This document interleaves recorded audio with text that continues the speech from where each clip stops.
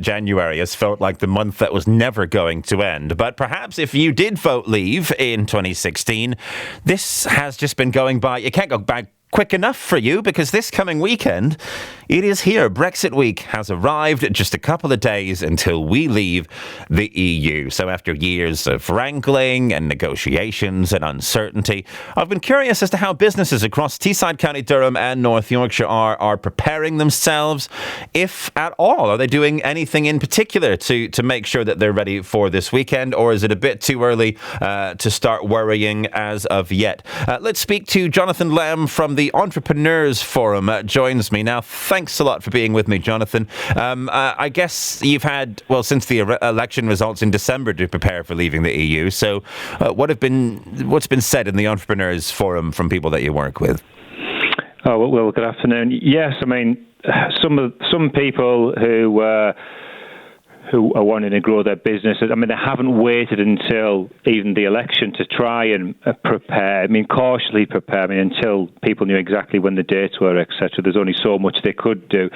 But, I mean, as ever, entrepreneurial businesses, those are our members, right across the northeast of England, including Teesside, North Yorkshire and Durham. They're naturally optimistic, and they're also naturally tenacious.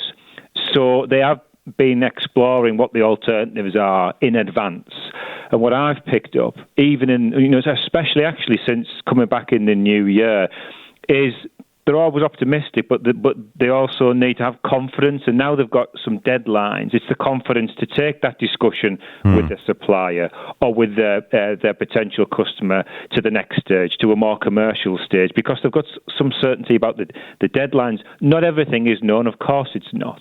But gradually, we're only sort of 6 weeks into it, really, aren't we? It's not that gradual. In fact, it's quite quick. It's almost given people that psychological, right, it's happening, let's try and crack on as much as possible. I mean, the good news for North Yorkshire, Teesside and Durham is there's an awful lot of businesses that were just raring to go. Some were doing pretty well anyway, but those businesses were looking for the confidence to just, expand more within the northeast. That word uncertainty keeps getting said over and over again over the past 3 years. But do you think that businesses might have been a bit naive not to prepare until 6 weeks ago? Because, it was 2016, the referendum was a final result. Surely that's when they should have started preparing.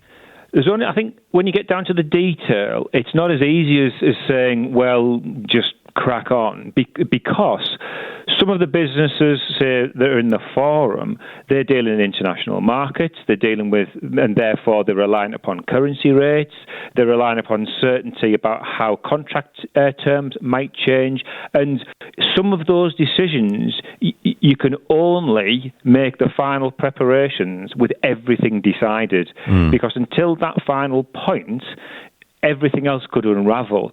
Now, I don't think it's unreasonable for some businesses to say, do you know what, we're just going to wait. However, the other side of the coin is there are examples of our members where they did make the preparations prior to the two deadlines, building up stock, etc.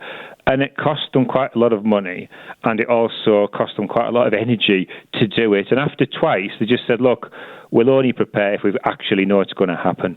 What if suppliers who are on the continent said to any of the members of the Entrepreneurs Forum? I mean, have prices started to creep up due to uncertainty? Have they gone down because they're fearing losing business from us, or what's going on?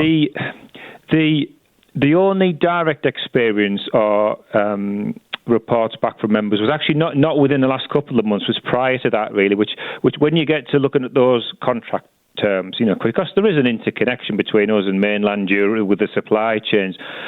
All of those sort of decisions have been priced into those contracts, and they used to have some would have a sort of Brexit clause, basically, which said, look, if things just happen that we weren't anticipating, that gives us a reason to come back and negotiate this again, rather than just saying this is a hard and fast term, that's it for the next few years, regardless of what happens.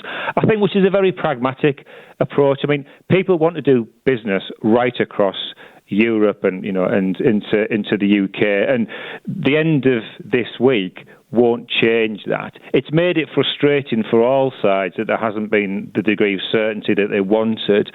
But passing from the end of January into the beginning of February, that doesn't disrupt long-term business partnerships, because there's a lot of trust built up, isn't there, in those supply chains? Jonathan Lamb, thank you very much for your time. Chief Executive of the Entrepreneurs Forum, which has more than 300 members across the North East, including across Teesside, County Durham and North Yorkshire, many of whom deal with clients on the continent. So they're going to be watching how things develop very, very closely.